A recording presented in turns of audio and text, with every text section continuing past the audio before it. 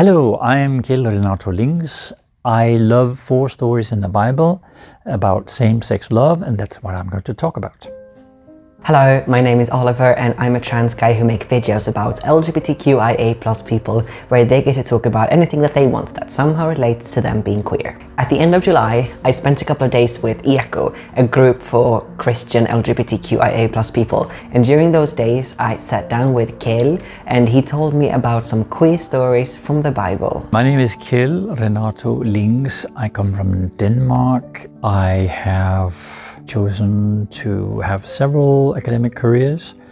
First, I got my degree in Spanish, then subsequently I became a translator interpreter, and finally I took a PhD degree in theology. According to the current nomenclature, I'm a gay Christian, cisgender, male, and a few other things, but definitely somewhere within the LGBTQ spectrum. That's basically where my suspicion comes from, because I've read too many commentaries that are heteronormative and they don't do a lot for me. In this video, Kjeld is going to share some insights from his studies of the Bible. Some scholars will want you to know, well, there's nothing the Bible has to say about homosexuality. And in a way, I agree with them, because homosexuality in the modern sense doesn't really fit in to the biblical framework, because the cultures then were quite different. So to bring, the idea of homosexuality as we understand it and try to insert that is actually being a bit violent, because there's no really corner where you can sit comfortably. It will sort of sit there, and bleep, bleep, bleep, bleep, and not really work there. Yet, hundreds, maybe thousands of people out there talking about homosexuality in the Bible, but it's an anachronism, it's anachronistic.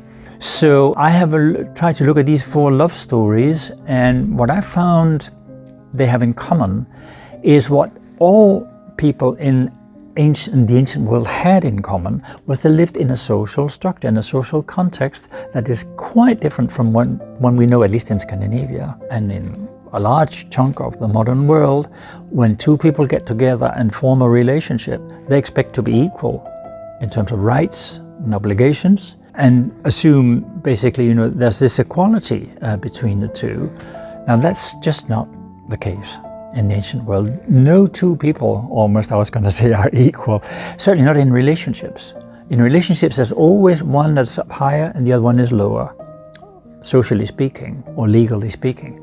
So this is a very important thing to bring in mind when you want to look at loving relationships in the Bible.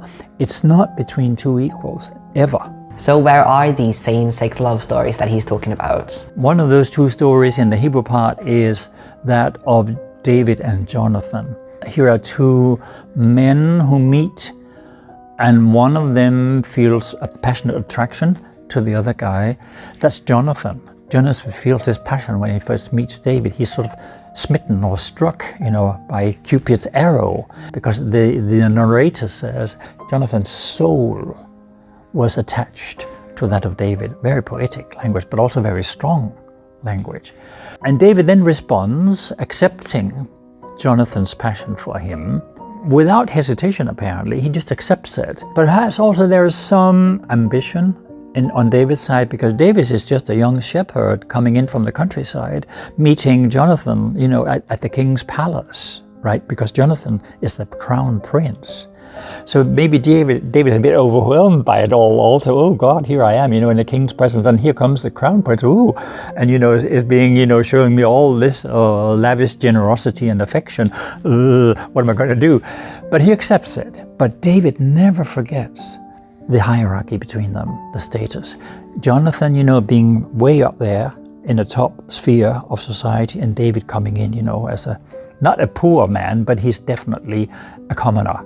Jonathan does all he can, to even out. He gives him his royal robes and insignia. He wants them to be equals. And David kind of tries to go along, but he can't forget, the initial hierarchy, because it is so ingrained in his education. But anyway, it's a very interesting story, and it shows a lifelong commitment between 2 men. And Jonathan even invoked the name of the God of Israel when they set up, their relationship, and when they renew their commitment to each other. So he invokes the divine blessing on it. So there's a very interesting story there for people today even who are forming relationships to invoke God's presence in their lives. So that's one story. Now I'm jumping ahead to the Greek part where there are two stories. That of the Roman centurion and his boy. In Greek the word is pais. And pais is an interesting word because it basically means boy. It's the first part of the word paiderastia, which means pederasty, and in ancient times it didn't have those negative connotations as it does today, because in ancient times, pederasty in ancient Greece, for example, where it really sort of became famous, was an institution where a mature married man could have a young boy as his special protege and a few other things. So there was that very intimate relationship between this mature man and the teenage boy. And that teenage boy is called pais. And that pais, is part of this pederastic relationship between the adult and the young man. So this is ancient Greece. And so this is where I see a story of pederastic love between the officer and his boy who's living with him. And why does the officer approach Jesus? He's desperate. He's desperate because his boy is dying. But I'm seeing a story here of same-sex love. And the other story is that of the beloved disciple. You only find that in the Gospel of John, at least visibly. And in this part, in the Gospel of John, you have, again, the hierarchy, because it was quite normal, quite usual in those days for a master to have a circle of disciples around him. And very often they would have a favorite, one who was closer to their heart or to their mind than the rest. And this happens too. Here, at least according to the Gospel of John, the fourth Gospel, there is one person who is a lot closer to Jesus than the rest. And it's not Simon Peter, and some people want it to be John. Unfortunately, John isn't mentioned in this context in the story. So when you really read it carefully, you see there's actually another person there that few people have wanted to see so far. He's been there all the time. On 3 occasions in chapter 11 of this gospel, this person is named as one Jesus loved. His name is Lazarus of Bethany, brother of Martha and Mary. So I suggest that might be a strong candidate for the title. So that was 3 short mentions of same-sex love in the Bible. The 4th one is a bit longer and more detailed, and the one I personally find most interesting. And now the 4th story, I'm now returning to the Hebrew part. You find it in the book of Ruth. And there you have a very interesting story of 2 women who kind of break away from the norm. The story begins with the story of a family who flee. They become refugees, they immigrate from Bethlehem, where there's a famine, so they immigrate to the land of Moab and settle there with the 2 sons. And sons grow up and have both of them marry there. And then tragedy strikes. The 3 men in the family die. So the woman Naomi and her 2 daughters-in-law are left behind, widows, which is not only tragic because they've lost their husbands, but it's also tragic socially because they lose then, support and status. This is a very, very difficult situation, and Naomi then decides she wants to go home to Bethlehem. She is tired. She doesn't want to be in this place anymore where she's lost her husband and her sons. And so she wants to say goodbye to her 2 daughters-in-law who are locals. And one of them is obedient, Orpah, and she kisses her mother-in-law goodbye. And the other one is disobedient. She doesn't do what the older woman tells her to do. So here's a rebel, and her name is Ruth. And Ruth then declares to Naomi, I want to stay with you for the rest of my life. And she does it very poetically, beautiful language, a declaration of lifelong commitment that even is recited in many churches today when 2 people get married. But in few places they say this actually declaration was spoken by one woman to another woman. That is not so frequently emphasized. But that's exactly the fact. In fact, Ruth's declaration to Naomi of loyalty and commitment for the rest of her life explains perfectly well what it means in Genesis when it says in chapter 2, therefore a man shall leave his father and his mother and stick to his wife or cleave to his wife. That idea of sticking to or clinging to or cleaving to his wife. That's exactly what Ruth does. And it's the same word in the story of Ruth. Ruth is told to go home to her family, but no, she doesn't. She cleaves to Naomi, she sticks to her, and then she explains it in her words, what this means. So in the book of Ruth, we find the exact explanation, what it means to cling to another person for life. Ruth then goes with Naomi to Bethlehem, to a foreign country. Yes, it's a foreign country for Ruth. And leaving behind her language, her culture, even her religion, because she says to Naomi, your God shall be my God, which is quite something to say. But she's willing to give up everything to follow this other woman, and it takes some amount of love, actually, to make such a commitment. They settle then in Bethlehem and try to survive as they can. And they arrive at the time of the barley harvest. And Ruth quickly finds out that poor people, like widows, they are free to go to the fields where they can follow the harvesters, and whatever they drop along the way, the poor people can go and pick that up and take that home. And so she said, okay, I have to do that. Ruth then meets the owner of this field. Naomi devises a plan for how to make sure that herself and Ruth are being provided for in the future.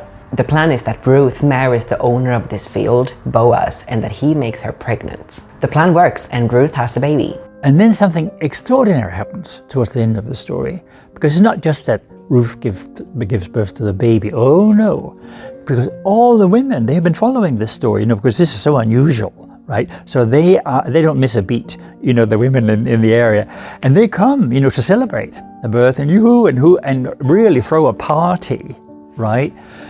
And one extraordinary thing among many is that they say to, watching this situation of these two women living together, Naomi's had a baby. Wait a minute, you say as a reader, I thought, well, Ruth just gave birth, but now it's saying Naomi has had a baby. They recognize them as a couple. If Ruth has had a baby, so has Naomi, so to speak. And not only that, Naomi then accepts that and takes the baby and puts it on her lap. That means she adopts the baby as her own. So now this baby will grow up having two mothers. But that is not the only extraordinary thing. The other thing is Boaz, the man, fades out of the picture.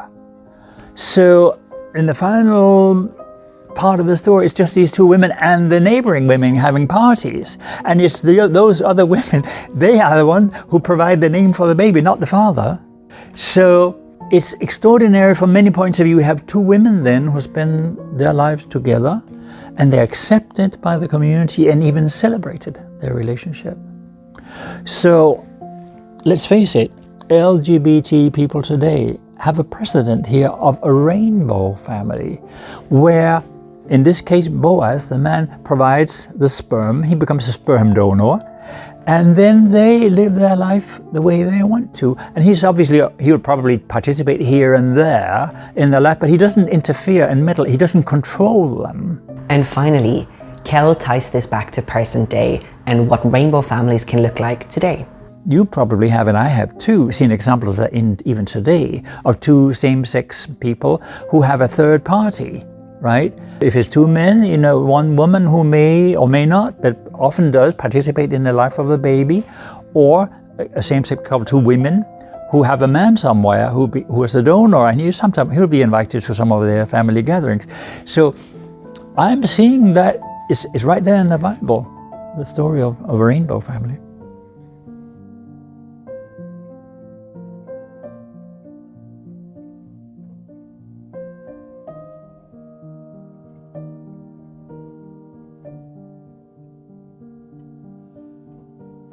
If you enjoyed watching that video, please like, comment, subscribe and share the video. I really appreciate you showing your love in that way. If you also want to support the channel financially, that's possible via Patreon, but really no pressure. See you next time!